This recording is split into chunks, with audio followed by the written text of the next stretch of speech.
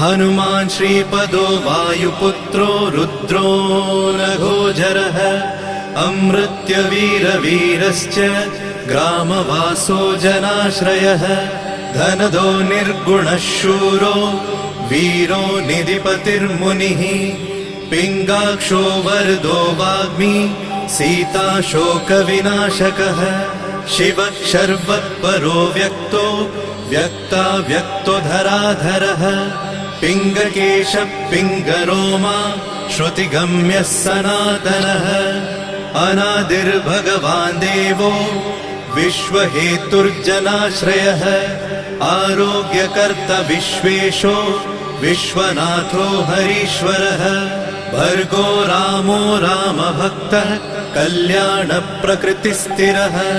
विश्वम्भरो विश्वमूर्तिर्विश्वाकारश्च विश्वपः